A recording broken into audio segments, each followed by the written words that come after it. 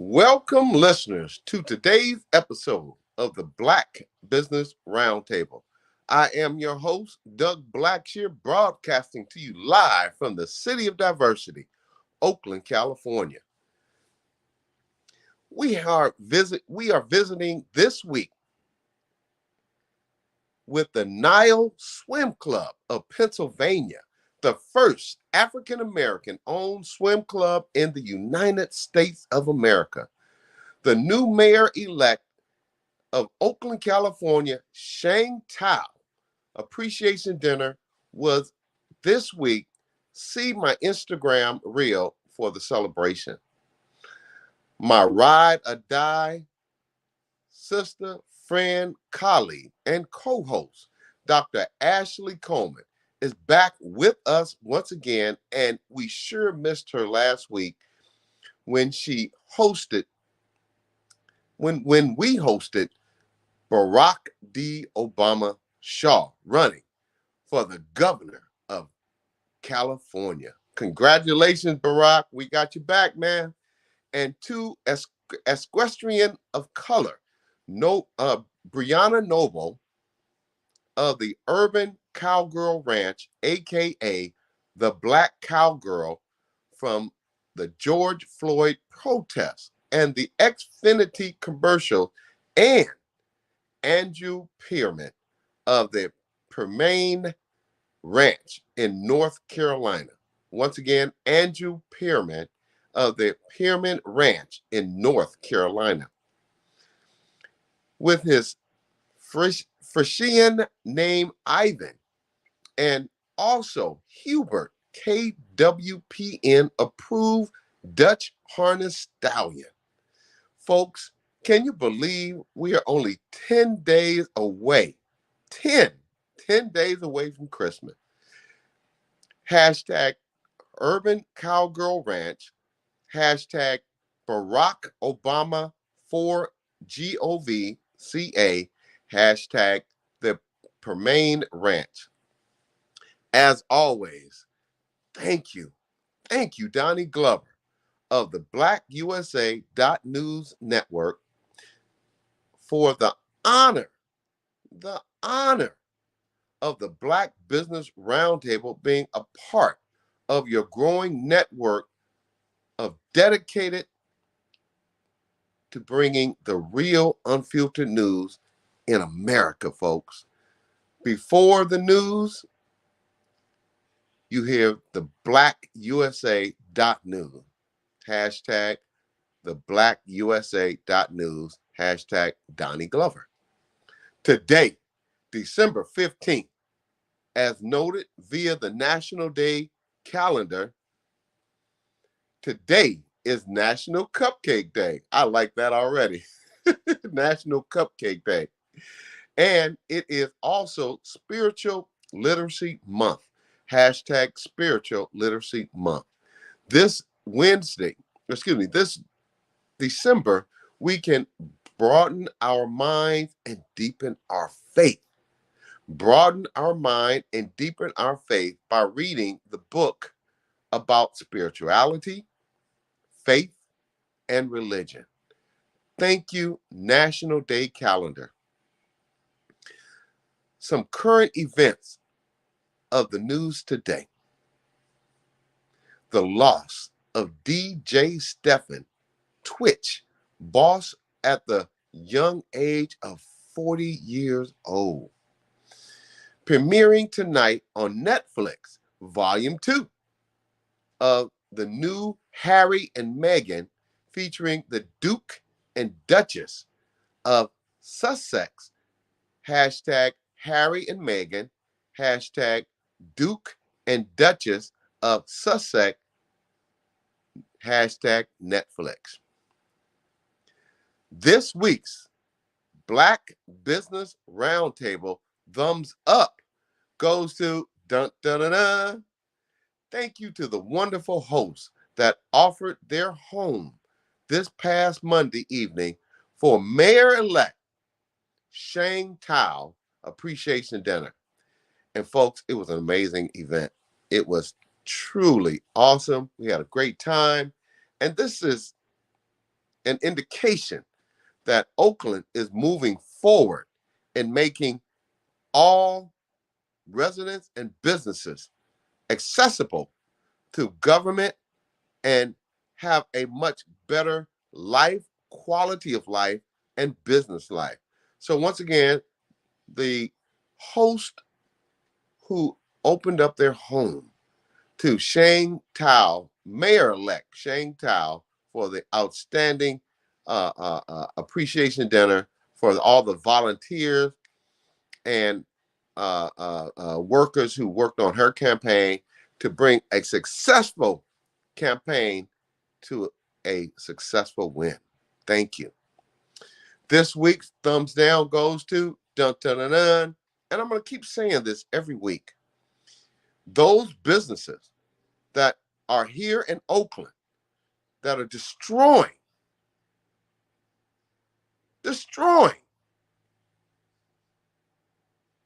the Oakland-based businesses.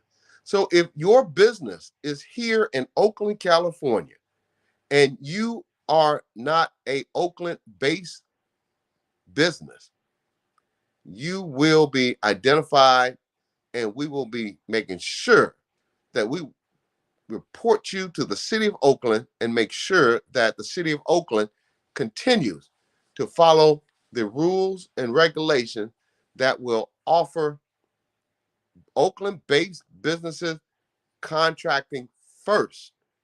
And I want to say this again, because under the past of the outgoing regime, we want to make sure that we take care of Oakland-based businesses first. Thank you. Today's show highlights. Today we have first-time guests and Nile Swim Club located in Eden, Pennsylvania. And let me tell you something, folks. This is a African-American club that is a Kappa Alpha Psi fraternity member.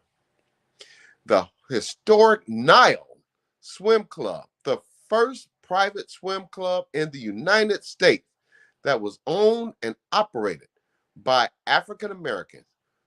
What we could also find in research that is Howard University presently is the only historic Black college that even has a swim team as of this time. There is a gymnasium pool located at Burr Gymnasium. This is where the women's and the men's swimming and diving teams call home. So let's get started the second Thursday in December, and my co-host joining me shortly, Dr. Ashley Coleman, as we give you the scoop from Oakland right here on the Black Business Roundtable, December 15th, 2022, as we close out this year. My co-hosts and show guests include our weekly check-in with our very own, I've been working on that audience, with our very own Dr. Ashley Coleman, Doctor of Psychology, tenured and immediate past department chair, assistant professor of psychology at University of the West. Welcome back, my sister. We miss you. We'll see you shortly. My guest, Anthony Patterson, Sr., president of the historic Nile Swim Club in Eden, Pennsylvania. Phone number 610-623-1535. Address 513 South Union Avenue, Eden, Pennsylvania, 19050. Email swimthenile60. That's pretty catchy. Swimthenile60 at gmail.com. Hashtag the Nile Swim Club. Hashtag striving to thriving. Now, for the national political highlights. Well, Senator Warnock was a resounding yes for Georgia, giving Dems a 51-49 majority. However,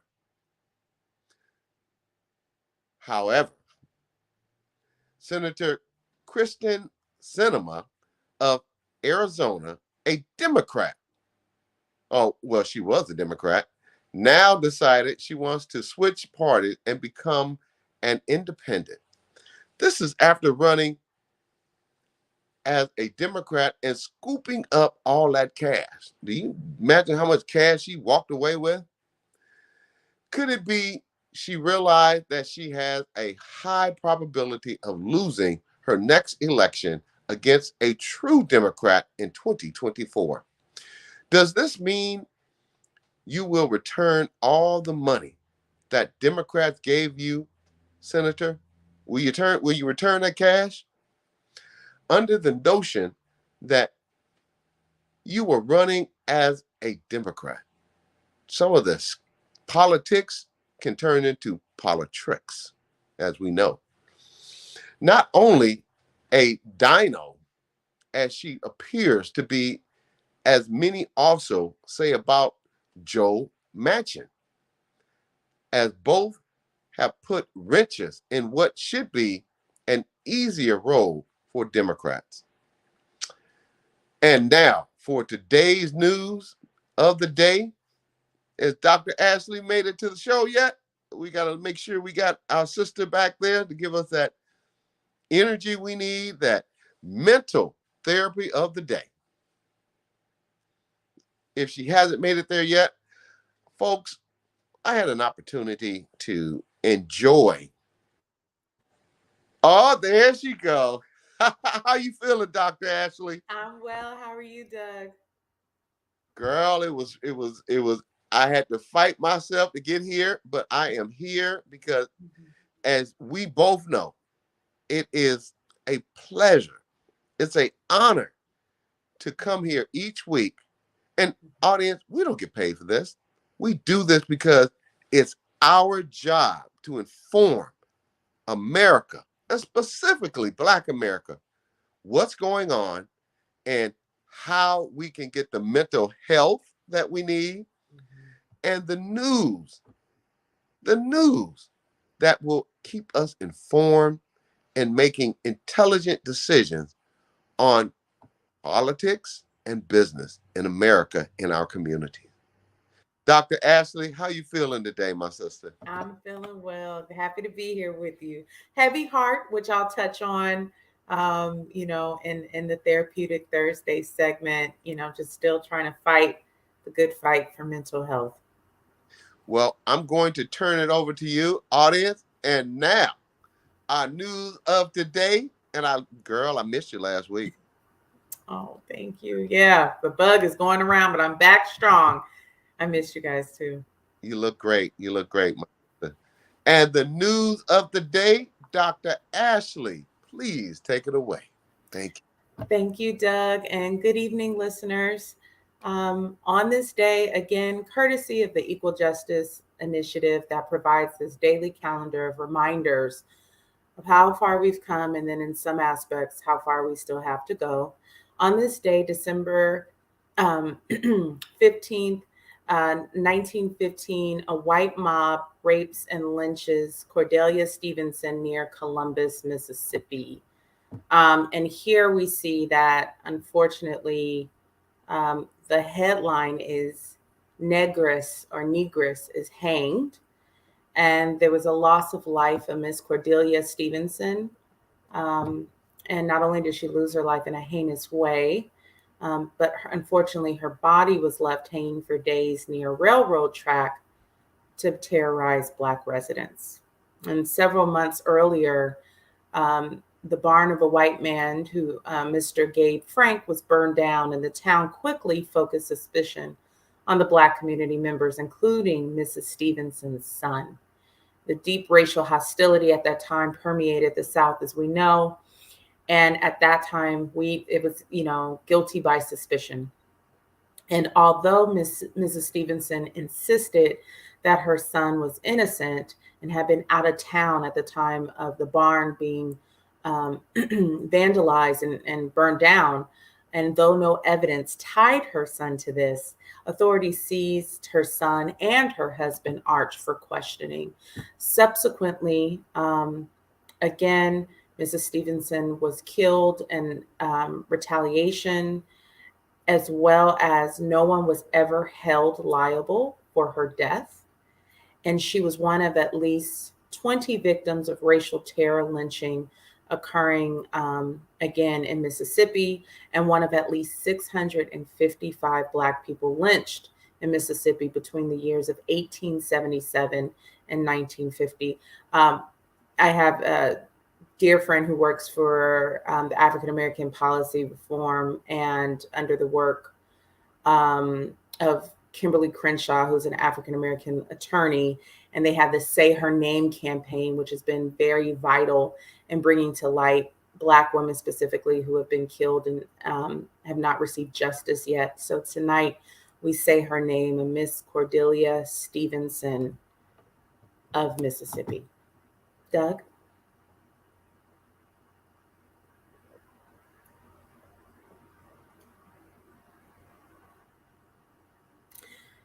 Well, Doug, while you're in the background, actually, I'll segue into what I want to talk about today. And so, listeners, please bear with me. This is a time of year where those of us who are first responders, and I'm sure many of you are tasked not just with the stress of the holidays, of getting tasks done by the end of the year, but also those of us on the front lines in the mental health community are always holding our collective breaths and trying to get our caseloads to the finish line to finish this year strong. And yesterday, as I'm a person first before a clinician, there was a very public, unexpected death by suspected suicide of a DJ, Stephen Twitch Boss. And he was famous for multiple reality shows and was a loving husband and father of 3 per his wife's report. And so anytime suicide is in the news, it is overwhelming and there are a lot of emotional reactions to it. And I know that you know that every week we've been championing mental health and talking about seasonal affective disorder, talking about anxiety, talking about ways to cope with the holidays. I thought it would be really important to just bring some honest statistics that are happening right now as far as what's going on specifically in the Black community. For the longest, so very much so, we are not a monolith, but the Black community can be and is comprised of very resilient people. However, that does not mean we are superhuman. That does not mean we are untouchable. And we are absolutely not weak when we recognize that our mental health has been compromised. And while African Americans have statistically for years been the less likely community to attempt or to complete suicide, that is not the case any longer. Prior to the pandemic, suicide rates were showing that African Americans were increasingly becoming more of the engagers in suicide attempts and suicide completions. And based on the work, I want to make sure I credit this sister, Dr. Rita Walker, who is a professor of psychology and the director of the University of Houston's Culture, Risk, and Resilience Lab, conducted research this year and actually found that since the pandemic, the highest rate of suicide deaths is occurring in Black African Americans between the ages of 25 and 34 years of age. Again, between the ages of 25 and 34, the DJ Twitch that I referenced earlier, I must note, was an African American male at the age of 40. So what I want to do again is talk about some warning signs for suicide and talk about how you can get yourself or your loved ones some help. With regard to suicidal ideation, one of the things, and I want to make this very clear, often we can be afraid of saying the word suicide. Another word to say that is also unalive. oneself. That's a word that we're using in the mental health community. And there can be this fear that if we ask someone, are you having thoughts of wanting to harm or kill yourself, that will be suggestive. But usually what it is you're showing that you're not afraid to talk about this, that you're open to listening, and that this isn't too scary for you to support. And you don't have to do that on your own. So again, I think our community has suffered many times, and older generations have done their best to protect younger generations from certain topics. But what we're learning is that if you don't ask, or if you don't find out what's going on, especially with your youth, the internet will tell them. Okay. And so some warning signs, immediate warning signs: hearing someone wanting to talk about death or dying, any research done, or talking about feeling helpless, hopeless, or having no reason to live.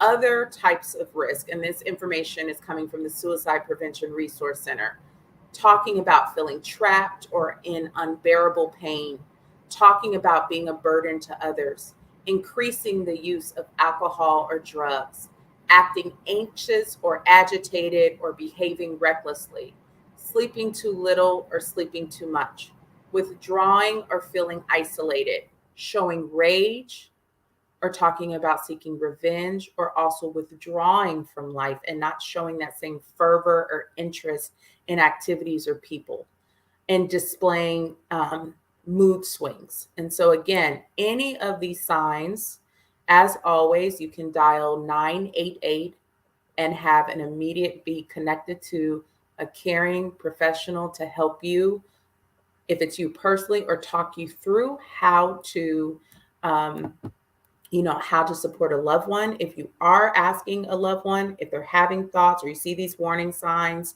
confiscating anything in the environment that can be dangerous: pills, firearms, alcohol, razors.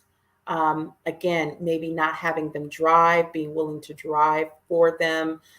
If, making sure if someone's leaving their phone or going on walks or things like that, just being, giving that person extra support. So dialing 988. Also, you can take this person to the nearest emergency room. Just because you take someone to the emergency room, if they're having thoughts of suicide, does not mean that they're going to be kept on what we call in California a 5150 hold. They will be assessed at the emergency room, but great to have another, a professional assess them and a psychiatrist on hand. If you are concerned about a loved one, maybe connecting them to a therapist, being willing to call with them, finding out if they have insurance, going through Psychology Today or therapyforblackgirls.com, therapyforblackmen.org. Split that list, call to help get your loved one either on a waiting list or an initial appointment. But more than anything, what you can do as a relative is communicate your love, care, and support for this person, not judging them for having the thoughts of not wanting to be here, letting them know that you and the loving community will form a circle around them and embrace them during this time, instilling any hope that you can. And if you yourself, if there are testimonies of people making it through these times, sharing that as well. But a patient listening ear that's non-judgmental can be very helpful. And more importantly, one of the ways you can shut down this conversation and potentially keep your loved one from opening up to you is shaming them by saying things like, how could you do this to me? Why would you want to leave me? Are we not enough for you? You should want to live for us. That is not motivating, helpful. It's shaming. And again, that's a barrier to getting support. So while you're helping someone get through this hopeless time, just allowing them to meet them where they are and keeping that conversation going. But let's try to do our best to take care of ourselves, take care of each other, and hopefully make it to the other side of this year.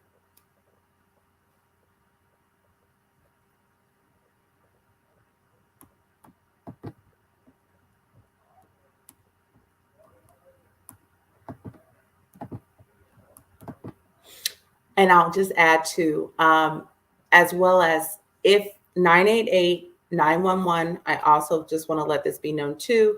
Texting 741-741, which is a crisis text line as well. And so sometimes people can be shy or introverted and not feel as comfortable talking to someone over the phone.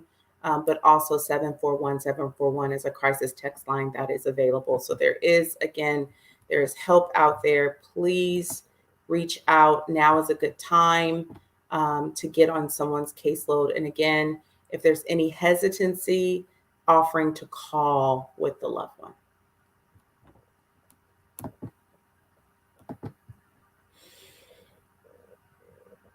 one. Okay. And I know this can be heavy. All right. Sorry about that, Dr. Ashley. Last week was challenging for me. You were not here. Camera was... Audience, I'd like to share briefly before we get our special guest on. This podcast, we come to you live from our homes and our office, and we have no preparation. We get together. We have a producer who is amazing. Miss X does an amazing job with putting all this information together so we can inform and educate. And what you just said, Dr. Ashley, especially now during the holiday season, check on your mother, your father, your sons, your daughters, your cousins, your friends, any family members or people you may not just know in the passing. This is the time of year where suicide you can make a difference. So, Dr. Ashley, thank you for bringing that up. We appreciate that because Black people say, I don't need a therapist. I don't need a psychologist. I'm not going to quit. But you really don't know what's going on in other people's lives, and especially Black people. We have this thing where we don't believe that that suicide or we need mental health therapy. And it could save your life. It could save the life of someone you know, family or friend or other. So thank you so much, Dr. Ashley, for bringing that to light here on the Black Business Roundtable. Thank you, Doug. Now, has our guest come on? Yes, we're ready. The Black Business Roundtable would like to welcome to our podcast the Nile Swim Club president, Anthony F. Patterson Sr. We also want to be mindful of the time you're being 2 hours ahead on the East Coast and move quickly through our questions. Dr. No problem. Please read this historic club bio. Thank you. Absolutely. So the historic Nile Swim Club of Yeadon, the first private swim club in the United States that was owned and operated by African Americans. NSC is a member-owned and operated 501c3 nonprofit corporation located in Yeadon, Pennsylvania. It was established in 1958 after 2 African-American families applied for membership at the racially exclusive Yeadon Swim Club and were denied. In response, the Yeadon African-American community decided to build its own private swim club that welcomed all races. For 60 years, the Nile Swim Club has provided the community with a safe place for families to enjoy the summer. Today, the club offers swim lessons, splash parties, basketball, tennis, and aquatic fitness, and other activities for the community members of all ages. The pool season runs from May through September. Welcome, Mr. Anthony Patterson Sr. and Karen Hall Eskridge. How are you? Hello, how you doing? Fine, thank you. How are you? It's a pleasure to be on. Well, this is what we call East Coast and West Coast collaboration. Okay, I like that. Well, I'd like to say this, Mr. Patterson. It is important that people who look like us on this stage Mhm. all across America start uniting. So Absolutely. when I come to the East Coast, Right. I know where to go swim. There you go. Absolutely. I can patronize your business and enjoy Absolutely. any amenities that you have there instead of Mhm. giving it to other people. Right. Right. So Absolutely. I wanted to start off by saying that, Mhm. as you know, our producer has done some careful vetting of you, and we find Yes. out that you are a fraternity Kappa Alpha Psi. Absolutely. Till the day I die. For sure. Yes. I attended the oldest HBCU in the country as well, Cheney University. Okay. Yes, I'm a member of Kappa Alpha Psi fraternity and Cheney University. And you also know a friend of the show, Mr. L. Harris, Hmm. and he speaks very highly of you. Okay. That's good to hear as well. Mr. Patterson, can you Yes. share with us briefly a history of your background and how you came to be president of the Nile Swim Club? I also Okay. I also saw what appears to be a certain fraternity, which we just mentioned, Mhm. baseball hat, and Right. that came into existence. Thank you. Right. Yes.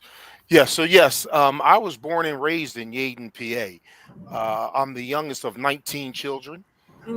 Same mother, same father, and we all kind of started growing up, and we went to the Yeadon Swim Club.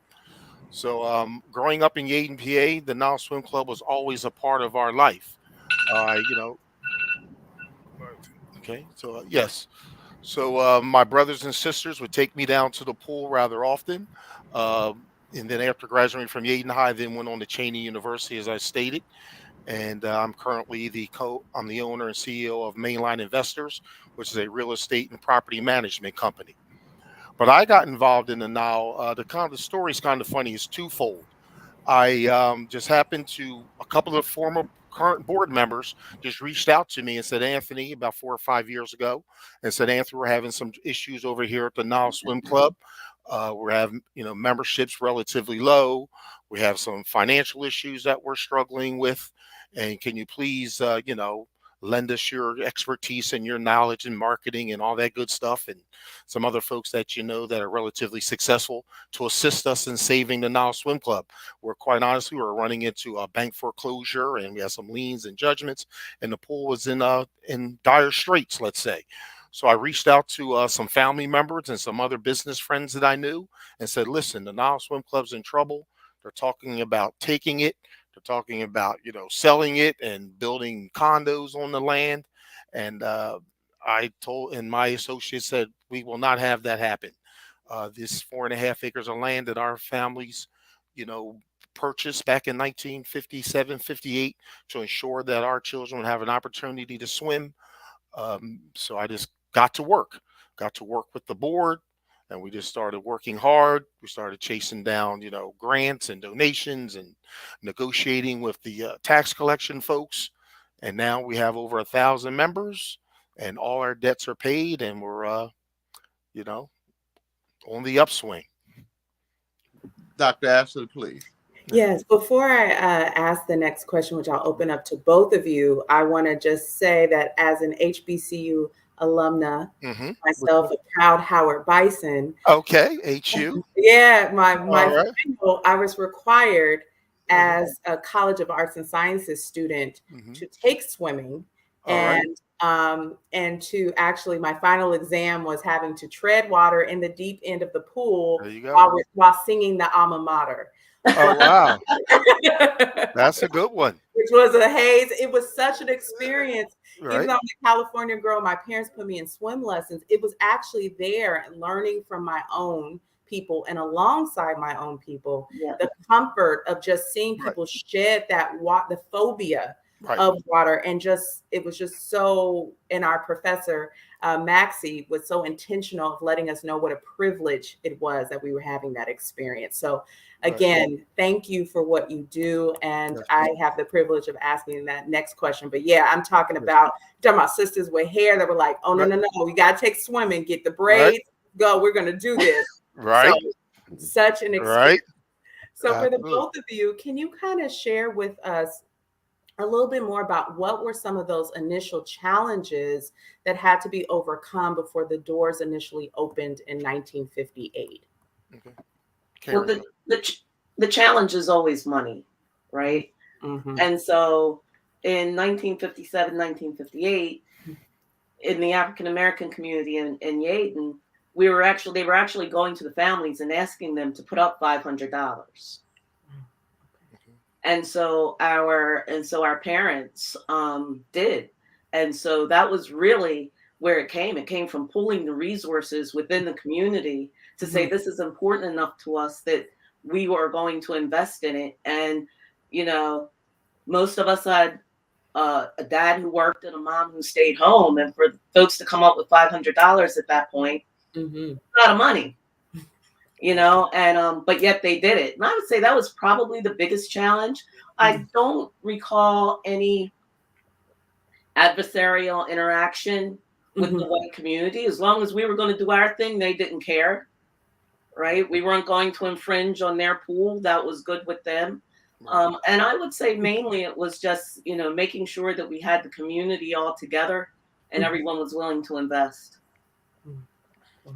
You know, anything to add to that? Yes. Again, like I said, when they went out and reached out to those community members, asking them to give back, because, you know, they could have very easily marched and protested and made the Yaden Swim Club admit us, and then there would be no Nile Swim Club today. But our founders said, no, we're not going to do that. We're going to go back to our community, ask them for this money, raise this money, purchase this 4.5 acres of land for our community for somewhere that we could swim ourselves. And invite others to swim. It wasn't about fitting in. Right. And I think that was the message that our parents always taught us. It wasn't about fitting in. It was about, we can have our own. You know what they say, if they don't invite you to the table, make your own table. Well, there you go. Make your own pool. That is what our founders did. And that is why I was so honored to pretty much get involved and lead it to do the things that we're doing now. Well, first, I'd like to say we appreciate you sharing that, because in so many African American Black communities, not just on the East Coast, but all across this country, we find a shortage of recreational centers, Black community, pools, and places to enjoy, to take your families to.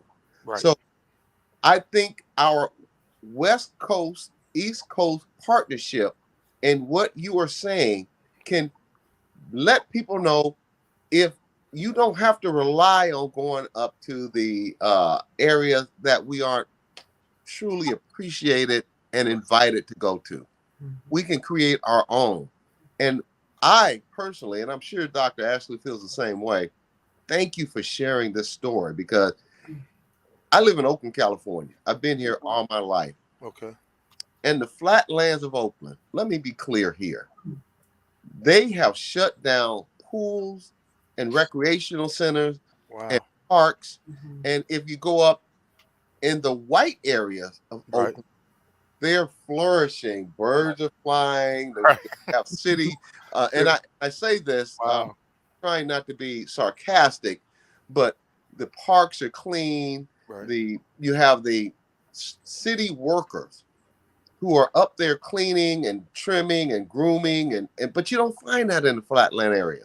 So audience, these are the type of people that we all can thrive to become. Absolutely. If they don't give it to us, let's make it for ourselves. Thank you for sharing. This is amazing. This is awesome. Absolutely. In the Nile Swim Club of Yaden, and I want to make sure I'm saying that correctly. Yaden, correct? Yaden. Of Yaden, yeah. Your 2021 annual report. The title page reads, "Striving to Thriving." Man, see, that's a statement after my own heart. I love rapping and clapping. Right? Striving and thriving. A transformative year at the Nile Swim Club. This was perfectly worded as this was during a pandemic. Right. I just wanted to comment, was this a powerful statement to be on the front of your annual report? Thank you. Thank you very much. We thought it was very important as well, especially during COVID. We felt that even though, we followed all the COVID guidelines, we still felt that it was very important for us to remain open because that our children in our community, we must keep them involved and give them things to do. Otherwise, God forbid, they end up getting involved in other less fortunate things. So basically, the COVID guidelines said we could only have no more than 50 people in the pool at a time. What we did was we put wristbands on everyone. So we would say, all right, all the red wristbands, get in the pool for 1 hour and swim. And then they would swim for an hour. And we asked them to get out. Now the blue wristbands get in the pool for an hour and swim. So we worked our way around it, and we just continued to make sure that the kids had somewhere to go. And as I tell everyone, once you go, get inside the gates of our 4.5 acres, it's somewhere where you can relax, enjoy yourselves, and, no issues, no problems. And it's just a very safe place to be. And I think we need more of that in our communities. Yeah. We really do. But the striving to thriving was also a statement about where we've been and where we're going as a club. Right. And as Anthony said earlier, we had our issues, right? We've had our ups and downs. We fought off bankruptcies and sheriff sales and everything else. And I want to say when Anthony got involved, with the new board, they really brought up, and I'm new to the board. I'm like not even a week old on the board. A lifetime member. Yes, she's been around for a very long time. Committee member, she helped out a lot. She brings a lot to the table. About 5 years ago, when these guys got involved, they really brought a mindset. And the mindset was, yes, we're a private swim club. Yes, we're a 501c3 organization, but yes, we're also a business, and we need to approach this like a business. And that's the difference that you see in 2018, 2019 from the previous years. And I think that's part of our evolution as a club, but that was also the striving to thriving, that we had struggled for so long. We've hit a good place. We're bringing together the right energy and the right people. And now we're ready to make that change over from just striving, to get along, to actually thriving and flourishing and building out, our club. And so that was, the pandemic was also a transformational year for us, but also it culminated with that whole change that we were seeing in the running of the club and the energy in the club. So it captured a couple things when we put that on the cover. Right. Before you ask the next question, Dr. Asher, I'd like to say this audience, when you go to Macy's, when you go to any big chain restaurant, you don't ask for a hookup. Right. When you go to a black business, you know where I'm going with this, right? Yes. When you go to a black business, exercise the same respect. Because I ran a construction company, and one of the things that I've found is that our people, when they walk in the door, first thing they'll say is, hook a brother up. No, pay the price as if you are going to, you're not going to go to Macy's and get a $1,000 coat for $500. Pay what the price is. If you can't pay it, then don't come. Absolutely. Respect us as a business such that we can stay in business. Would that be absolutely? Yes, and we set our membership rates, and they are what they are. I mean, we do have payment plans though for those that cannot pay the flat, rate all at once. We can start paying in, I think, December, is it January? I think it's January through March or April. I think 4 or 5 months you can pay it, or 6 months, whatever. So we put together a payment plan for those folks that want to be able to come. So you have all, from January 1st to May 31st to pay, $100 a month. And then your entire family of 4 can come, Memorial Day weekend. And I want to put that out there because if your payment is $100 a month, if they go on a 24-hour fitness, if you don't pay your monthly membership, there you go. Have access. Absolutely. And our fees are competitively much lesser than most of the other pools in our area. We're a few $100s less. And I want to have our national audience understand, respect Black businesses like you respect all businesses. Dr. Ashley, please. Thank you. No, absolutely. And so I hear the theme of accessibility as well as safety. And I see one of your hashtag proud Nile babies is viewing right now. So we appreciate that for tuning in. So it seems like Nile Swim Club is a safe space.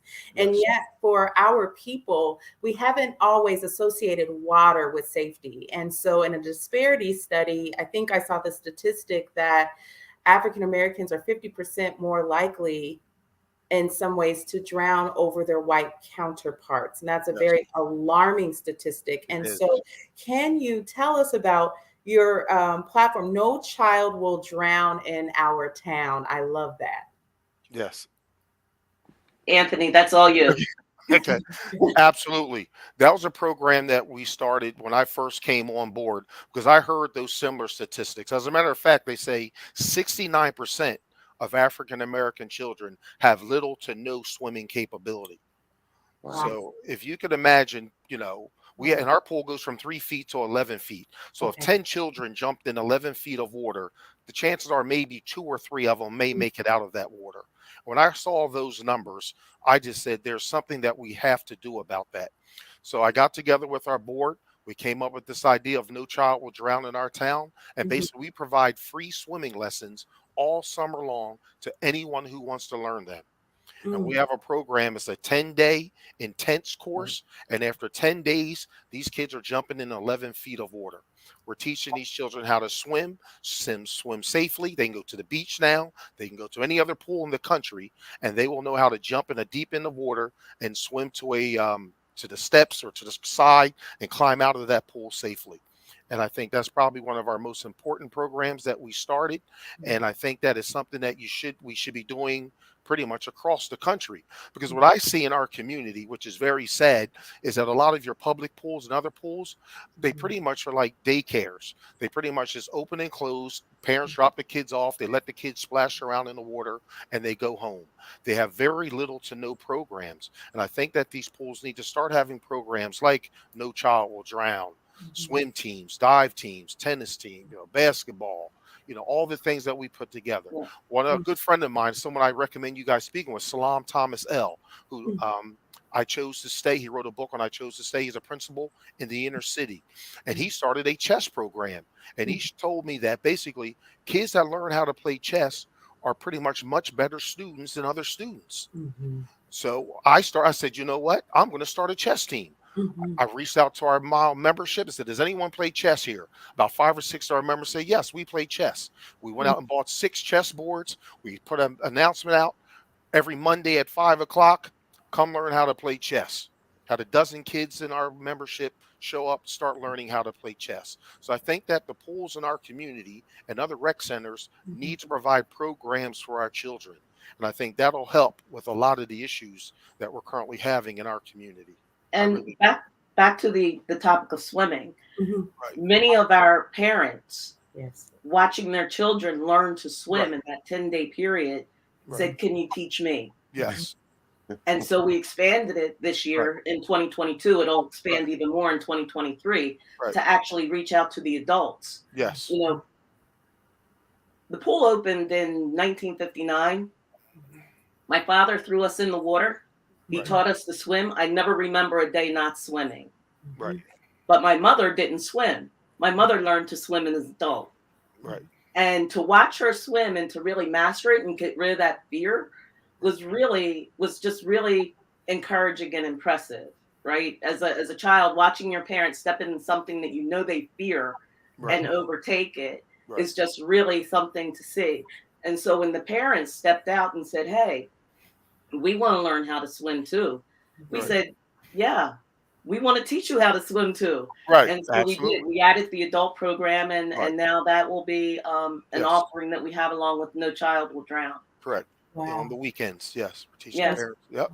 That's wonderful. I just want to respond quickly to that, Doug, before the next question. One, Anthony, when you mentioned 3 to 11 feet, I thought back, Howard's pool goes up to 11 feet. And I remember us just walking along the edge to see how deep the pool got. And people were like close to the edge, like, and then over time, comfort, and then just jumping in the deep end, kind of like, let's get it over with. And so when you brought that back, brought back images of just the safety and the trust. And then also, you brought up a very important point, both of you did, of the generational gap of swimming. And I think that was something that was a takeaway for me. My parents, both of them don't swim, but were intentional about me learning. But then when I learned more about the history of segregation, I think that's what makes Nile Swim Club so important. It's just like, wow, not knowing that some of this was intentional. And so I see the gap and the healing that's happening across generations. So just again, just awesome. Awesome work. Thank you. Thank you. Well, I'd like to say the irony of your story is that's how I learned how to swim. My dad we were on a boat with one of his white friends. And he's a truck driver. And he said, son, he said, Doug, look at that. And I looked over and he pushed me in. We're in a lake. And I'm dog paddling. He goes, his friends are going, get that boy in here. He goes, oh, he's got to learn how to swim.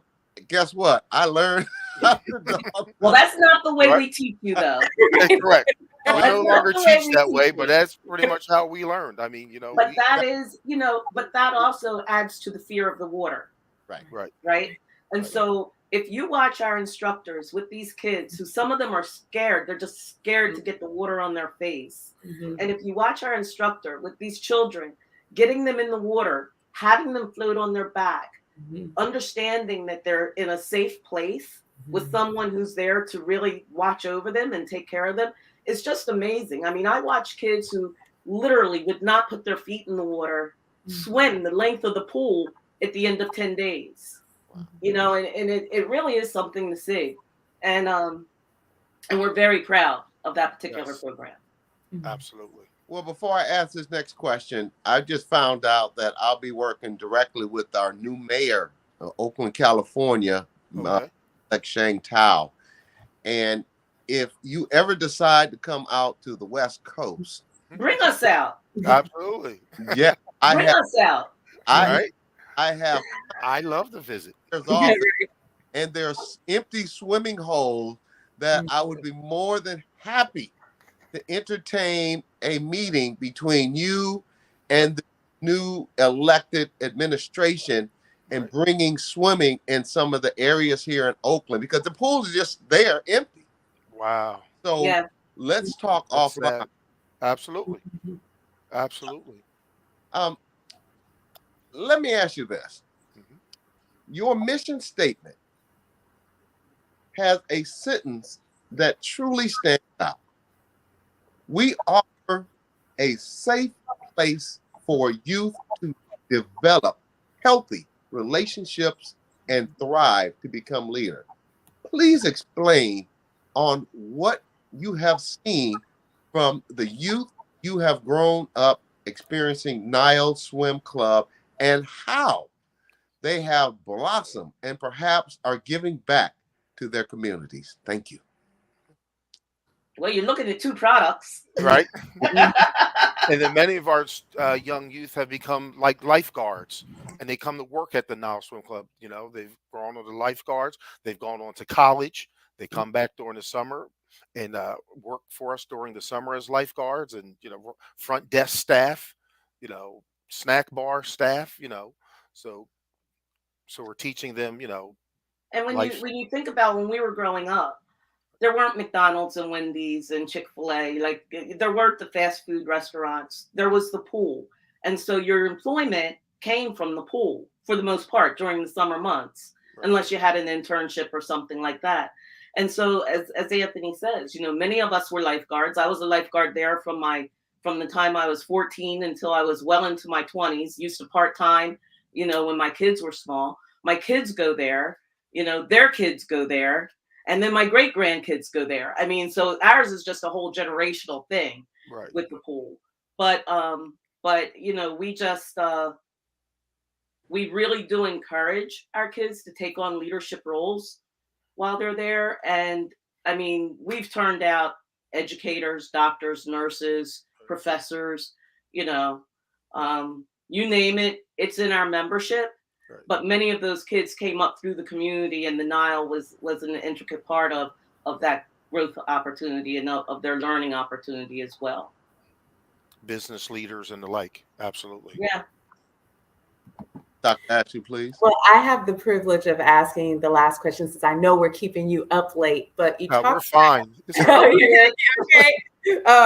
You talk about Nile Swim Club being the nucleus of the neighborhood, and I want to give you this opportunity to brag on yourself. But in doing my research, I saw some great things. We talked about the basketball clinics, fitness, the tennis academy, Jesse's Garden, which sounds like a wonderful program that I would love.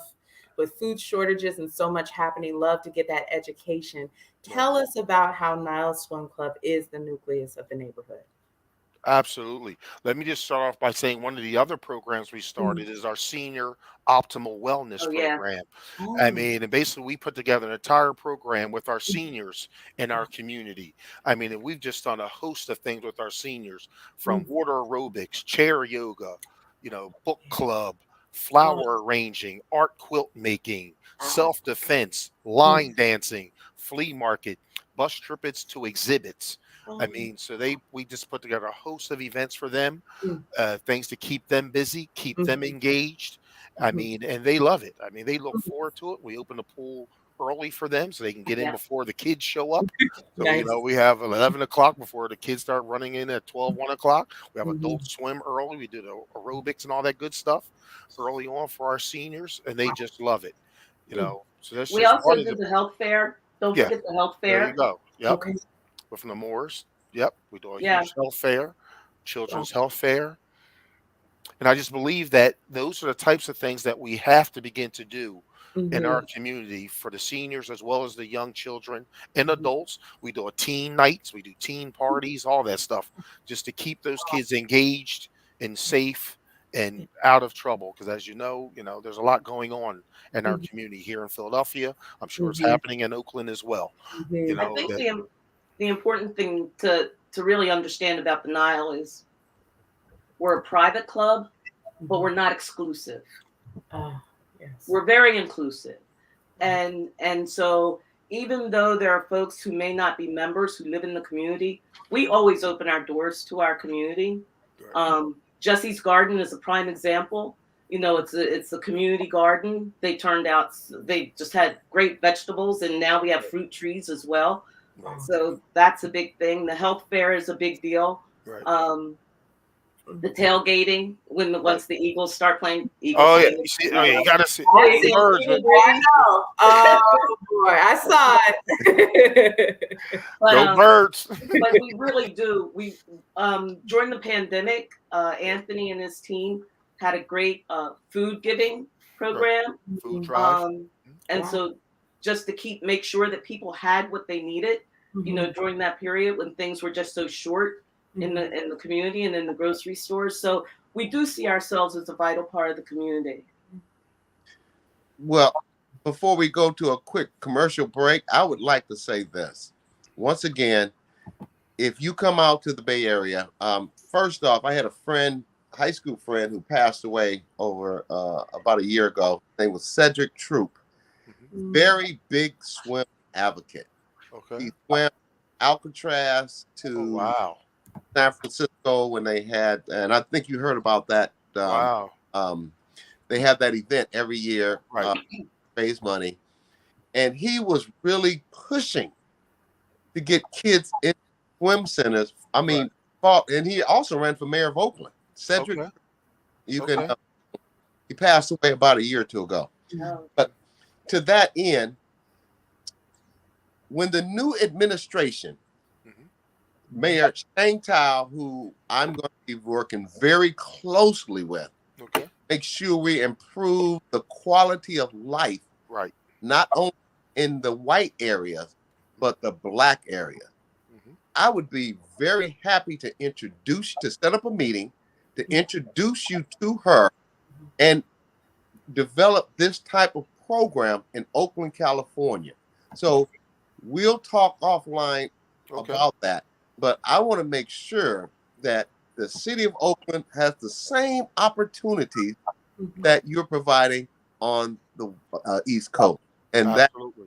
that is awesome to hear with the chess and just having that 4 acres of land where Black kids can look at people like us on this platform here and engage with. And I'm not saying white people can't offer that, but we know when we see a Black kid, we see a son, a daughter, a niece, a nephew. And sometimes it takes people like us to help people like us. Absolutely. Absolutely. And we see that all the time. We've had several members and folks who come that said they've taken their kids to numerous locations to learn how to swim. The Y's, all these different places. And I'm not sure why they're not, but for some reason, their children are not learning how to swim. They come to the Nile Swim Club. Our lifeguards and our trainers have these kids jumping in 11 feet of water in 10 days. Wow. So I'm not sure why that is or what those other folks are teaching them. Well, there's the natural biases. There are the natural biases. Right. That Black folks don't swim. Black folks can't swim. And so why spend your time with them? You know, we'll entertain it. We'll make it look good, but we're not going to really spend the time over there. Let me keep it 100. That's why we're #1 show on the day. White people see Black people. They don't see kin folks. They see them folks. Right. Well, trust is swimmers. Yeah, exactly. And trust is essential, right? So when we talk about trauma responses, in order to trust, to float on your back, to follow commands, it's you have me, right? You got me. Right. And so in that, if you don't feel that connection, that rapport, right, you can't let go. So there's a sense of safety that's so important psychologically. You know, it's like, imagine who will you close your eyes around, right? Who do you leave your purse by, or who would you leave your door open, give keys to? So the idea of in water, there's so much, I think, generationally there. But it sounds like the safety is not just advertised, it's felt. And children know when they are safe. Yeah. I will tell you, just real quick, I'll tell you, like my kids, I worked the whole time they were growing up. In the summertime, they went to the pool. I didn't worry about them. I did not worry about them. They were at the pool between the lifeguards and the other mothers I knew. They were going to be taken care of. I knew that. And it was a safe place. And we try to create that. We try to maintain that even today as that safe place. Absolutely. Just before Dr. Ashley take us to a break, now you see why I need Dr. Ashley, because I say brutally honest. She lays it out very psychological list. Right. There you go. Right. She put us on the couch. She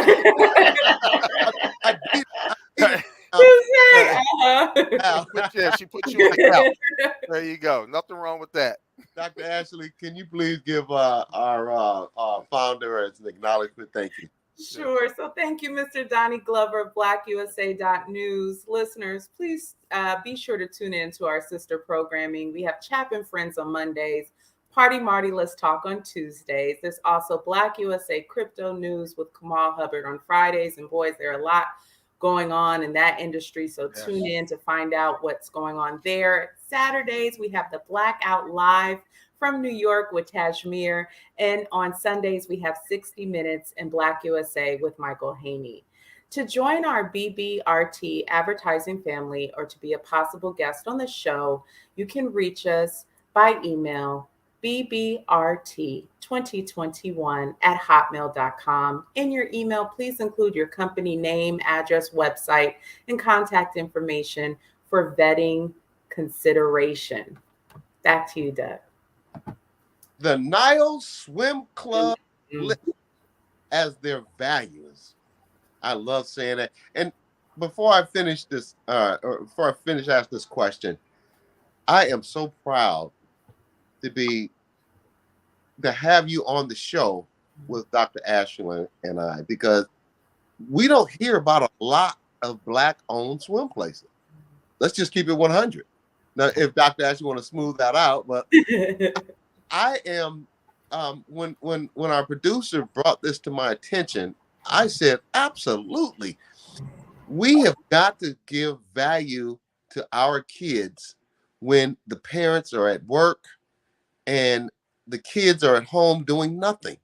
And as we all know, in the Black community, there are very little, if any, recreational, safe activities for our kids to be engaged in. And that's how we get gang violence, Right. And mischief kids. So thank you for what you're doing. I appreciate it. And I'm going to, and once again, as of January 9th, 2023, I'm going to be looking to get you engaged in Oakland, California, some of these All right. open areas that they're closing a lot of schools, but there's some pools that are just sitting there. Wow. So to that end, the Nile Swim Club lists as their values: family-oriented, community-focused, integrity-based, youth empowerment, optimal health and wellness and education. Can you expand on the optimal health and wellness? Thank you. Go ahead, Anthony. Okay. Oh, okay. So yes, as I was stating earlier, one of the biggest features that we started a year or so ago was our senior optimal wellness program. So basically, we reached out to the seniors in our community and looked to them to ask them what are some of the things that they would like to do. So we just put together a host of things for our senior optimal wellness folks, for our seniors, like the water aerobics, chair yoga, our book club, flower arranging, art and quilt making, self-defense, line dancing. We had a flea market for them. We do bus trips to exhibits and the like. And I think that it's just very important that, to keep our seniors healthy, keep our youth healthy, keep everyone healthy by doing these types of programs at your pools and at your rec centers and the like. And then for the family, we have in the fall camping under the stars.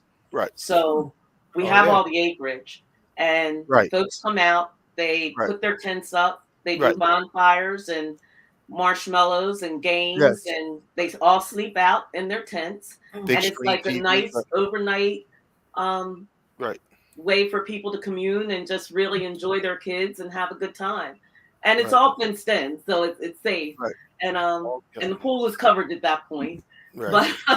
But it really is. We look for things that really help to bring the families together, and cross generations as well. I mean, when we have water aerobics, you look in the pool, you'll see young people all the way up through 80, in the pool taking that class. Right. And let me tell you, the older ladies, we rock. So we give them a run for their money. Absolutely. But we, things like we brought in a climbing wall for the kids this year. And they loved it. I mean, the line just kept going and going. So we want them to be active. We want them to get away from the digital. We want them to, really get involved in socializing, like face to face, and not via IG and everything else, text. But we really do focus on bringing together programs that go to each of our demographics, but at the same time go to the whole family unit as well. What great bonding. And Karen, I know you're not exaggerating about the more seasoned water aerobic goers holding it down. I remember going to a water aerobics class with my mother, and I was like, boy, this is a workout. It's so fun in the moment, but humbling when you get out the pool, but easy on the joints when you get out the pool. And it's like, well, I got a workout in. Like I've done it twice. I can't hang. I'm going to tell you. And Muhammad Ali used to train in water. And that is why he was so good. They showed pictures of him training in water. But the other thing, I forgot about this almost, Anthony. We also offer scuba lessons. Oh, yeah. So there is a Black scuba diving club. Yes. That is aligned with the Nile. Yep. They come out, they bring the equipment. We've had a couple people, go all the way through. Get certified. And we try to give that exposure as well. Yes. That's right. That's a very good one. They That's jump in yes, they go down to 11 feet and they can get certified. They train at the Nile and then they get certified in scuba diving. Yes, we did do that this year. A couple of people did get Yep. certified. I can't wait to get you out here on the West Coast. All right. right. We'll Right. be more than glad to come out. And when they're done in Oakland, come on and bring them down to LA. That's where I am. All right. We need- Okay. Yeah, Absolutely. definitely.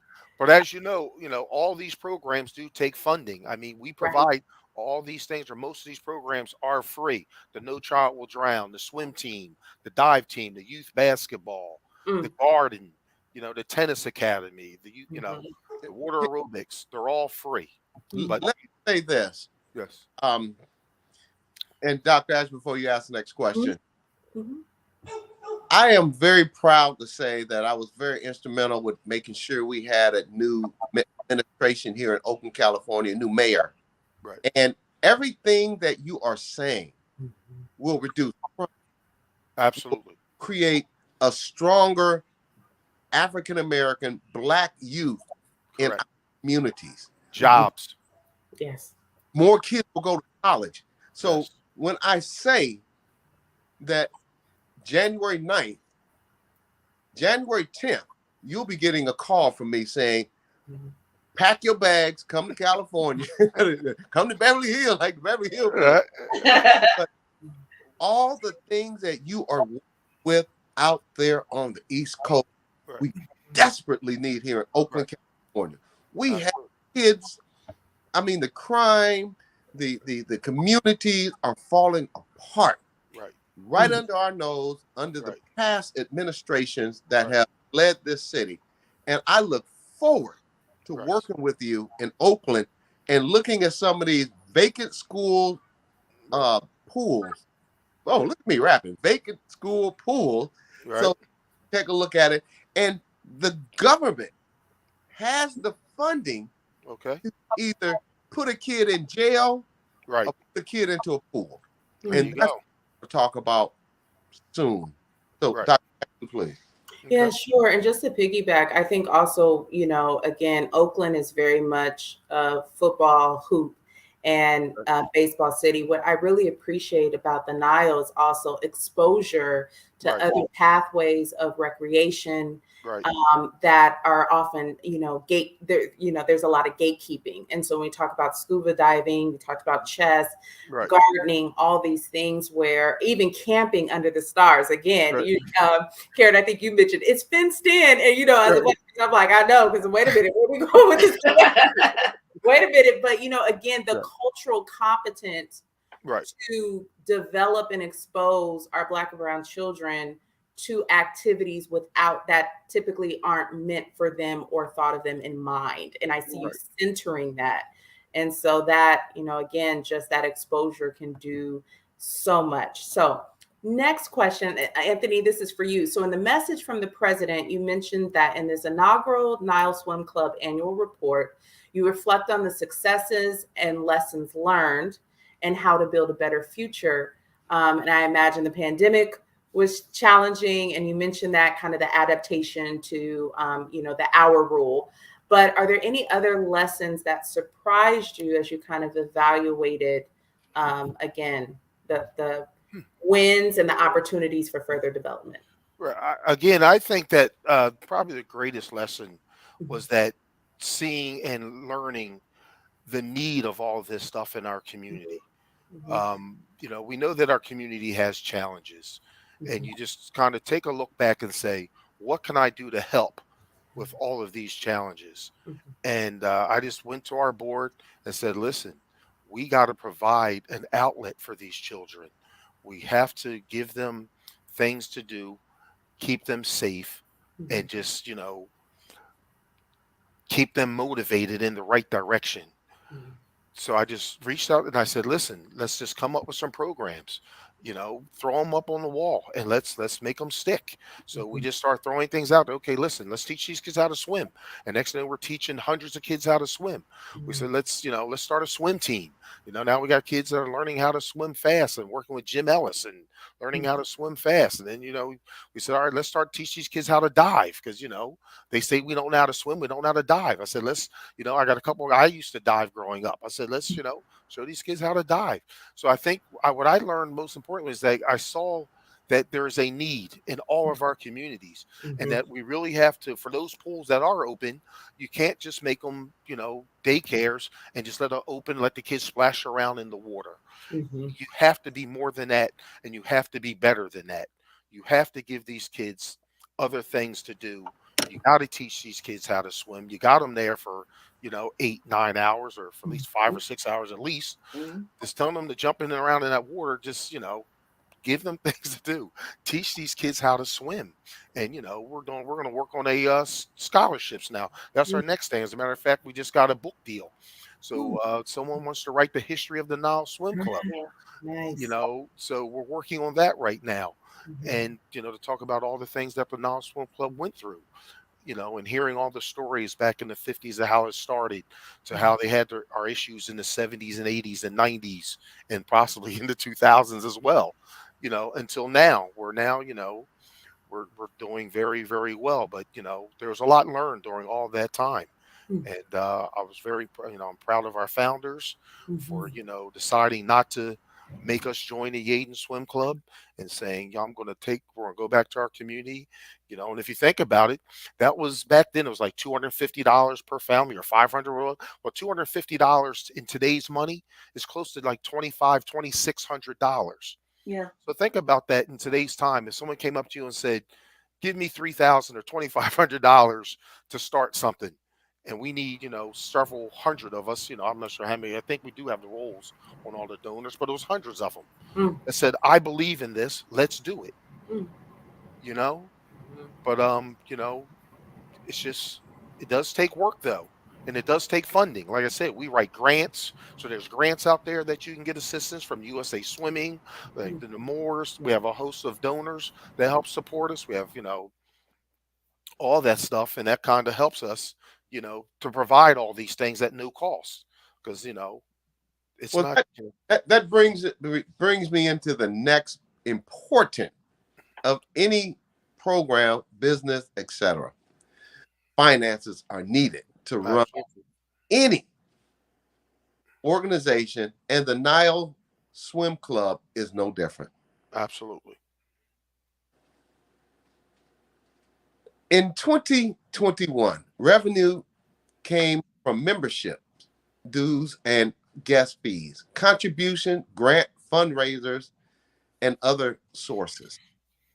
How can our audience, and we go coast to coast and in several countries, how can our audience contribute to the Nile Swim Club?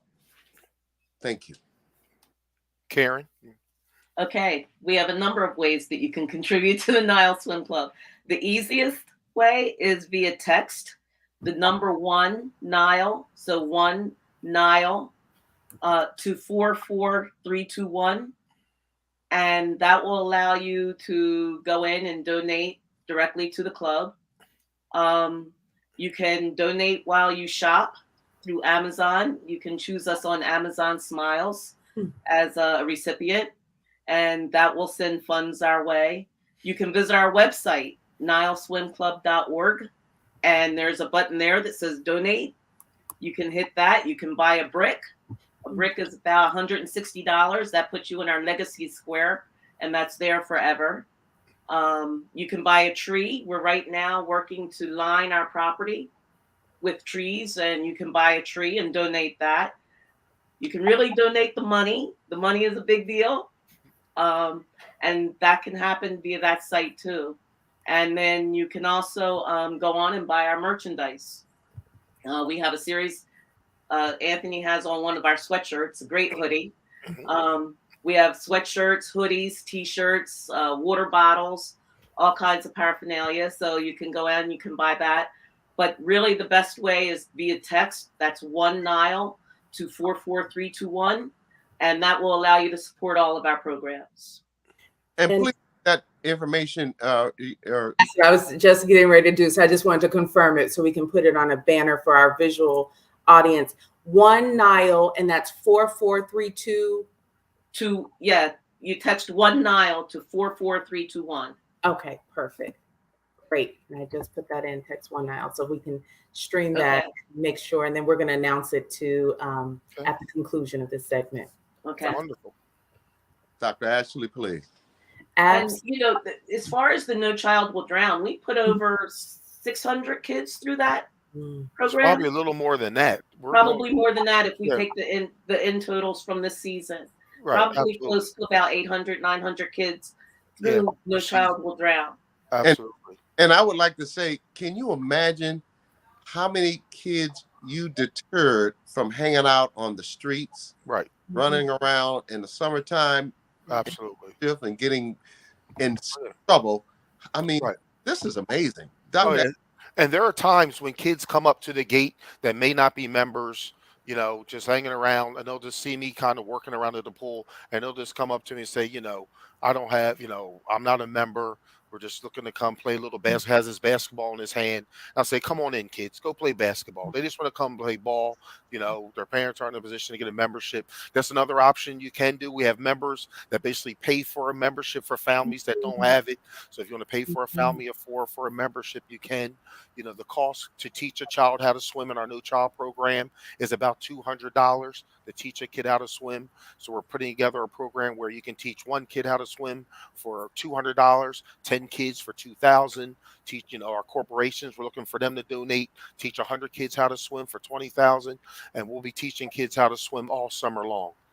From 9 a.m. to till we open, and we do some evening classes. So I think it's very important for us to address that 69% number. That number has to get reduced in our community. It has to. That number has to get reduced. Wow, it definitely does. I know that we've talked about some programming. Can you share some partnerships that you're making in this upcoming year? Anthony, you have that one. I know most of them. USA Swimming is one of our partners. Nemours is one of our partners. Nemours is a children's health. The children's health hospital. Yeah, Nemours is a hospital in Delaware, and they support our No Child Will Drown program. They do the children's health fair and the Nemours Garden. The garden was started. Jesse's Garden was a DuPonter who enjoyed gardening and giving out to the community. So they wanted to kind of just roll out community gardens. So they came over to our pool, saw our 4.5 acres of land, and said, you know what? We say, hey, we'll give up 1,000 square feet to kind of start this garden. And they donated it towards that. And we pretty much do a community garden where our members and other folks come out to the garden. Then we give all the food, give it away to the community. Folks come over and, learn how to garden. We're teaching kids how to garden. We're looking to start a culinary program where we'll take that food in that's growing in the garden to our snack bar and teach these kids how to cook and prepare this food right out of our garden. So there's just many, many opportunities. Karen, you know of any of the other sponsors we have? I know we have private donors, Well, we had Mr. Patterson, Mr. Sam Patterson, and Mike Pearson. Yes. Yes. These are folks that grew up at the Nile Swim Club, very successful business people, saw that we were in trouble and helped us out and continue to help us out. They were critical to our success. Right. But Pepsi, we had a partnership with Pepsi, and then Mr. Brown from ShopRite. Oh yeah, there you go. ShopRite. Yes, he's also running for the mayor of Philadelphia, by the way. Speaking of new administrations, he will be running for mayor. He owns about 20 or so ShopRites and supermarkets in the community. He donated our basketball court. And then Pepsi came out. He heard about the things that we were doing, asked how could he help, and he said, "Hey, we'll give you a brand new basketball court." Please, another shout out for that man, those people again on our show, because we don't have a lot of corporations in America investing in Black urban America. So put their names out there again, please. Absolutely. Jeff Brown from ShopRite is one of our biggest supporters. Mike Pearson has his own company. My brother Sam Patterson has several businesses, and all these folks kind of just, give back. And he's running for what? And who's Mayor Jeff Brown's running for the mayor of Philadelphia. Yes. Yep. What are the Nile programs for the 2023 season that your community can look forward to, sir and ma'am? Thank you. Okay. Well, the primary thing is the expansion of some of the existing programs. So with the No Child Will Drown, we're adding the adult piece of that. So that's an expansion to that. We're actually expanding Jesse's Garden. They were so they really liked what we did with it this summer, and so they would like to see that expand. So we'll be expanding Jesse's Garden. The dive team, the swim team, will be going into another level. This year in 2022 season, it was really about the introduction of it. In 2023, it'll be a little more formalized. We won't be competing except for within the club itself, but getting kids really ready for that competitive part of the swimming. The diving is in its second year, so that will be going into another level now. We'll really be working on the springboard with the kids for the diving program. What else did we have? The chess team. We're adding the chess team. And one of the big things is we're really been working on funding for our tennis courts. Right. Because we want to introduce the tennis academy. Right. We have tennis courts, but they were probably built back in the 70s. Right. And sometimes they serve as expanded parking when we have a lot of people. And we really would like to get them back online as tennis courts. Right. We did have a program this summer where we brought out some tennis instructors and we had kids sign up for it, and they loved it. So we know that there's the interest. It's now just making sure we have the facility. Are there any last words you would like to share with our podcast audience today that is centered in the San Francisco Bay Area, where we broadcast from, but our platform stated with Donnie Glover in Baltimore and broadcast into several countries as well?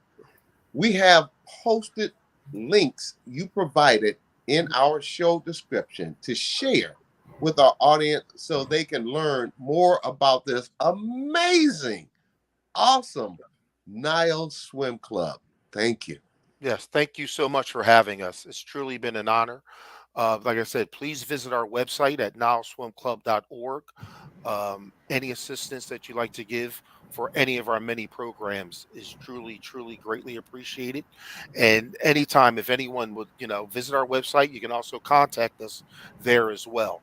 If any communities would like to chat with us about, how to get the No Child program started, how to, get these other programs started at these pools, as opposed to just, opening and closing your doors, but creating programs to get these kids engaged and off the streets in our communities, please reach out to us. I'll be more than glad, to assist and, get lifeguards, all that good stuff. Well, before Dr. Ashley wraps this up, let me tell you this. Be looking for me in January because the new mayor, Chang Tao, has promised to reduce crime in Oakland, California. And listening to you, Karen, talk today, this could be a platform, a foundation to address those many, many issues that Oakland, California, in the flatlands, the areas that are desert regarding recreation and opportunities for kids to join in. So thank you very much for coming on the show, Dr. Ashley. Thank you. Absolutely. Again, I echo Doug's statements, and, in our words, and it's very important as a psychologist, I believe in giving people their flowers now. And so in addition to thanking you both, I also want to acknowledge supporters and members, again, of the Board of Governors. So also we want to acknowledge Treasurer Deborah Harris, Financial Security, Amarette Mason. Recording Secretary, Lisa M. Ivory. Membership Secretary, Donna Foster. Corresponding Secretary, Sean Johnson. Board of Governors, Andre Andrews, Clifford Brock, Frank Brown, Susan Davis, Latifah Fields, Leon Howard, Jessica Pointer, Barbara Johnson, Emeritus. And again, Instagram page handle at Nile Swim Club, hashtag Nile Swim Club. There's also Facebook.com, Nile Swim Club. And we are going to be sharing, again, information on how to donate. But what a wonderful program. Yes. And I have to let you know that my mom texted me during this segment, said, I love this and I love all the programming. I'm telling you. Want to come to Philadelphia? Absolutely. Yeah. It's there. I'll come. Yes. If you're ever on the East Coast, please stop by, reach out. You know, either during our season or not during our season.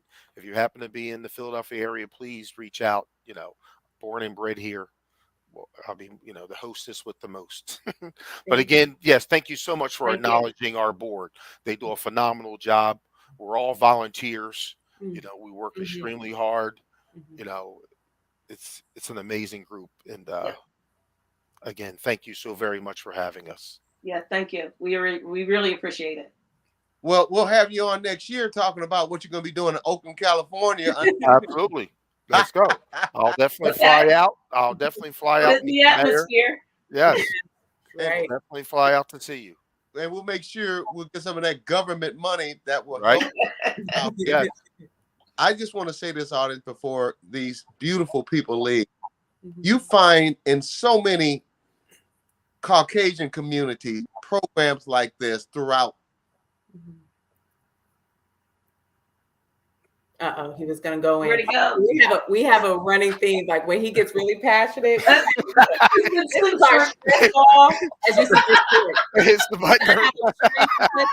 when he's getting ready to go in, it's like upside. Where's your shirt? I know you about to. You send us that so we can use it for Anthony. I think Jalen Hurts has it covered. Although I did want to make a plug for the opportunity for psychological support through, in that type of program, which there's a lot of opportunities there as well. That holistic wholeness is clearly what you're doing, and wellness, and so much opportunity. But Doug, okay, you ready? You gonna go in? Go ahead, bro. Before, I think it is vital, critical, and it could save so many young people out here in Oakland that I will be communicating with you next year. And as I'll be working with our new mayor over the next 4 years, I would love to have an opportunity for you to pack up your absolutely a schematic of what you're doing out there and bring it out to Oakland, because we are under the past regime, elected regime, we've been suffering tremendously. Our young youth having problems. So I look forward to working with you next year. Sorry to hear that. But absolutely. Please keep in touch. Okay. Thank you for today. Thank you so very much. Take care. Thank you for having us. Thank you for having us. Stay safe. Thank you. Dr. Ashley, that was outstanding. Definitely was. And let me be clear. And we've already talked about it, and I'm not going to say anything until next year, but I am so eager to be working with this new mayor. Having these folks on the show today is a blessing in disguise in regards to having an opportunity to bring activity in a community that has been devastated by crime, youth not having any activity, parks that have been ravaged for whatever reason. This is awesome. I see a successful 4 years in Oakland, California, moving our flatland community forward. And Dr. Ashley, audience, we are returning back to Dr. Ashley's therapeutic Thursday as we ended her session early due to our East Coast guests and time. Can you give us a few? Cause you, yeah. Uh-oh, there go our man right there. Uh-oh, we're having some feedback. We're so happy to have you back, Dr. Obama Shaw. Great to be back. Yeah, how's it going? Everything's coming along. Just having a wonderful day, and it's great hearing everyone sharing on the show today. So update on some of the great campaign is doing right now. Well, I couldn't hardly hear you. Cut off a little bit. Oh, are things that you. I'll take that next question here. So it's that you're here to make a special announcement. Can you let us know and let our audience know what that is? Oh, well, I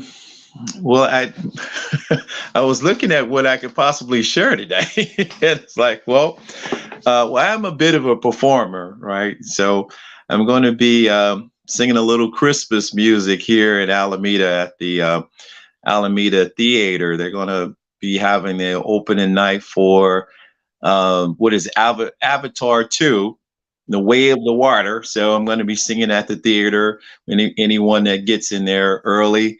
So I'll be singing at 6:30 on Friday night and Saturday night here in Alameda. And what will you be?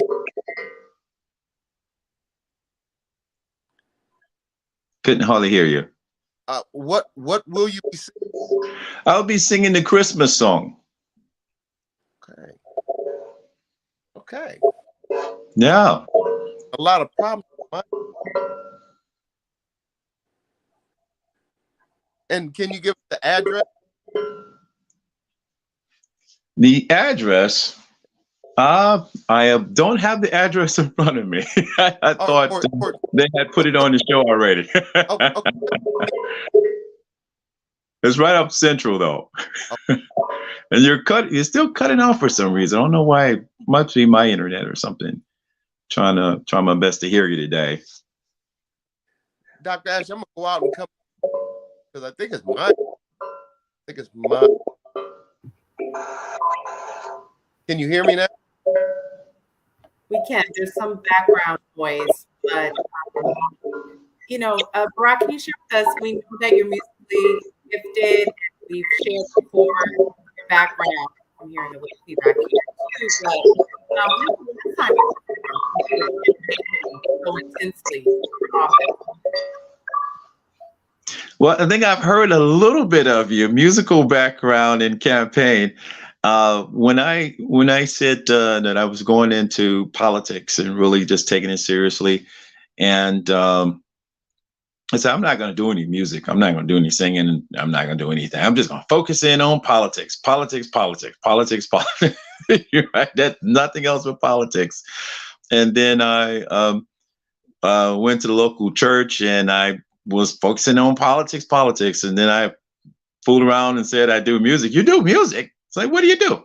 I played piano, I played trumpet, I played guitar. I'm going to introduce you to some musicians. So I went next door to meet some musicians. It was like, I just wanted to, hi, you want to leave, say I do music and leave. Like, oh, do something now. I was like, okay. And that was kind of like the basis of my campaign, doing music. And as I looked at, Black history, when the struggle was there and dealing with different reforms and dealing with the challenges of life and the different laws, and they were just struggling. They were singing. So I was like, well, this is perfect. It's something to bring people together, and it's a way because we 55% of our communication is nonverbal, and it's something about the being of music. When you're doing music, you really get the person then you get something about them. I think that can't really be expressed in words, and so far it's worked for me. So some people would see me do music and they say, I'm voting for you. Like, I don't know what this campaign is. It is a connector. And, you know, earlier I had some reflections on mental health. And so just want to highlight how soothing music can be and comforting at, as you mentioned, various times, a personal challenge when we want to reach and hold on to something, the hope, lyrics that speak to us, help us shed emotions. And so, yes, it is a language in and of itself. Yeah. Even if it's in a foreign language, it still does the same thing to you. It's something about it. And it's something that I've always gravitated to since nothing really rests, everything vibrates. And that music is this wonderful vibration that makes you feel great. You know, it's a very, very powerful communicator, and you can have music for everything in life. It's just wonderful. So I said I wanted to do movie soundtracks one day. So I guess I'm getting closer. Well, yeah. I think the sound being good for let me shut this off here.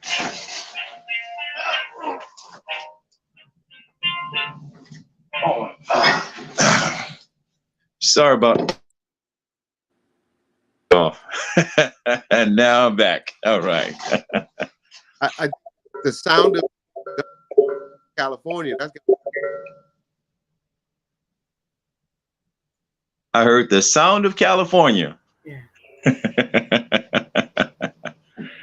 Well, always a pleasure on the show. It seems like my end. Ashley? Yes. Rob, we always appreciate you for stopping by. It sounds like we're having some technical difficulties, but we want to make this announcement. Tomorrow evening, we will be performing at the Alameda Theater and Cinema as performance night with Avatar 2.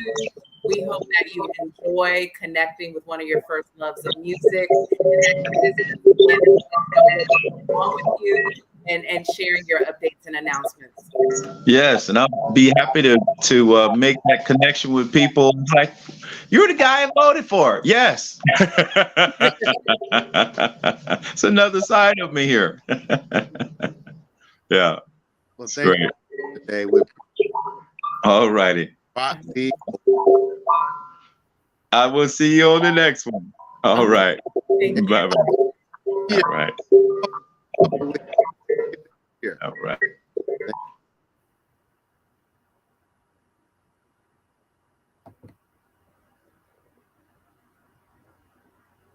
And so I know we have a couple minutes left, and Doug, you were segueing before we had the surprise from Barack. What were you, before we return back, what were you saying? Oh, I was saying that we have a couple of weeks off. Next week we have Chef Michenet. Oh, wait a minute.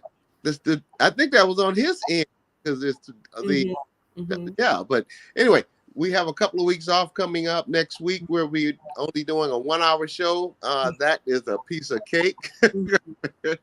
But we're gonna have Michenet coming on with. Oh my God. I'm going to start working out because I'm going to go to her house and eat again. And audience, I want to say we at Black Business Roundtable appreciate your support and you listening to what's going on in Black America, sharing the information not only with your family, but your friends. Dr. Ashley, you have been an amazing part. You have been an amazing asset with your therapeutic Thursday. I have to say that emphatically because last week I missed you. Oh, I miss you too, Doug. No, it's such teamwork. And, you know, I always appreciate you in general, but also being a champion for not just professional advancement and growth, but the personal advancement and growth and wellness. And so I just want to take this time it was nice to hear about what's happening in Yeadon, Pennsylvania, and then to also have Barack highlight how even after a very grueling campaign experience, how he's going back to one of his first coping skills and nurturing his love of music. And to kind of bring it full circle before we start closing out, just want to highlight again, I talked about a very, very heavy topic earlier in discussing suicide risk. I also, as I strongly recommend people to reach out, 988 therapyforblackgirls.com, therapyforblackmen.org. I also want to encourage people to use their search engine to look up self-soothing techniques. Self-soothing techniques are things that we can do in the very trying moments that get us from moment A to moment B. And so there you can find various lists of self-soothing techniques. And one of my favorites is music. So it depends on whether it's a Wake Up Everybody, Teddy Pendergrass Day, or a Sounds of Blackness, Optimistic, or one of my favorite gospel songs. Or maybe sometimes I even have to go back to my Yay area roots, and it's E40 telling me that I can make it through. Music can really be a soother. So I want to encourage our audience to think of those creative gifts. If you like coloring, tap into that inner child. What is it about you that you enjoy when you were at peace that you would do? Is it a puzzle to get you through a hard moment? A book that helps you escape for a little while? There are coloring books, there's drawing, there are different things that are healthy ways for us to have outlets. So just want to encourage people to just tap into those things that give you fulfillment and joy.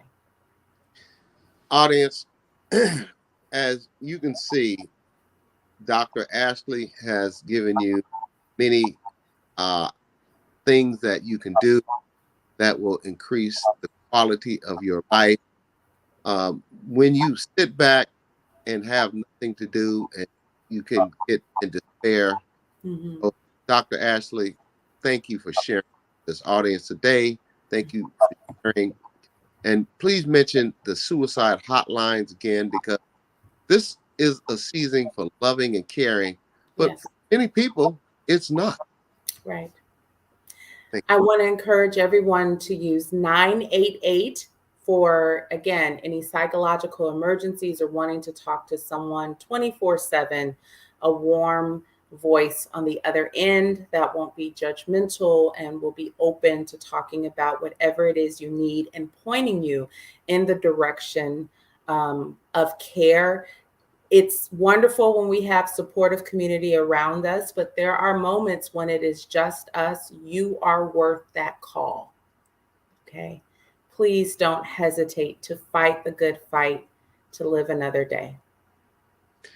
And as we close out another awesome show today, audience, you have got to, if you're on the East Coast in Pennsylvania, check out that awesome recreational for your kids.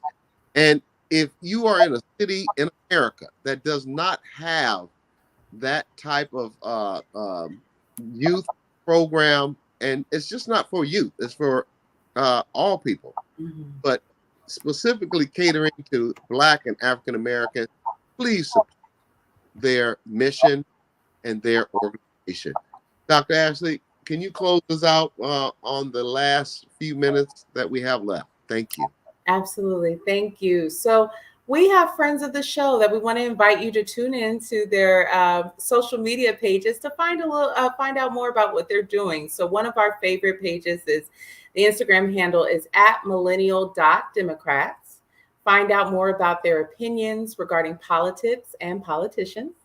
Also, check out our favorite law school student and a Black man's perspective on Instagram. His handle is @themasked_law_student. Also, #themasked_law_student on his YouTube channel. Thank you, Mr. Donnie Glover of BlackUSA.News for this wonderful platform and opportunities to expose our our national and international audience to the wonderful programming that's available here that centers Black and Brown needs and is inclusive of others. Again, want to welcome you to tune in to more of our sister programming, Chapin Friends on Mondays, Titillating Tuesdays with Stacey Dennis, Party Marty Let's Talk on Tuesdays, again, Black USA Crypto News with Kamal Hubbard on Fridays, as well as the Blackout Live from New York with Tajmir, and Sundays, there's 60 Minutes in Black USA with Michael Haney. Additional shows that are on the network include BlackUSA.News, Morning Show, The Donnie Glover Show, People Over Politics, Political Cipher, Data Mosses, Community Connections, Resources, and Gardening. It'd be nice to see that partnership on the East Coast. So we see they're gardening. We need to bring that to the West Coast. Yes. The Robert Report, Shared Space, Frontline News, Troy Rawlings Show, and the Beverly Smith Show. And also stay tuned as new programming is updated regularly. Again, to join our BBRT advertising family or to be a possible guest on the show, reach us by email, bbrt2021@hotmail.com. In your email, please enclose your company contact information and social media page for vetting consideration. As always, we're always keeping stories close to our heart. And so we did a special holiday reel on Instagram about Carlton. You can check that out again through our YouTube as well as our Instagram posting. Thank you, audience, for your thoughts, prayers, messages, and donations for Carlton. And please be aware and keep his hashtag alive, which is Stand with Carlton of Raleigh, NC 2022. Again, if you'd like to send Carlton messages of encouragement, please feel free to reach out to us via email, and those will be forwarded to him. And we hope to also have an update again about Michael Thrash, and we're keeping this hashtag alive. Driving While Black, Michael Thrash, Taylor County TX. The original show was on October 14, 2021.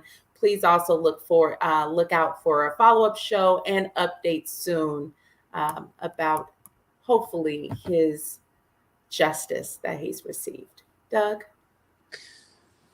Thank you. Thank you. Thank you.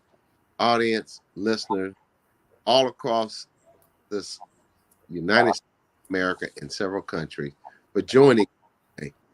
We return for our last show of the year, Thursday, December 22nd, 2022, with my lady, Chef Misha Naya. My mouth just waters up thinking about it of the Busy Housewife for a 1-hour holiday special. We look forward to seeing you every Thursday at 4 p.m. Pacific Standard Time on the BlackUSA.News network on YouTube and Facebook. Thank you, audience, for tuning in. Remember, together we can listen, we can learn, and we can share, because I know you care. This is Doug Blacksher and my ride-or-die sister, Dr. Ashley Coleman of the Black Business Roundtable. God bless and good night.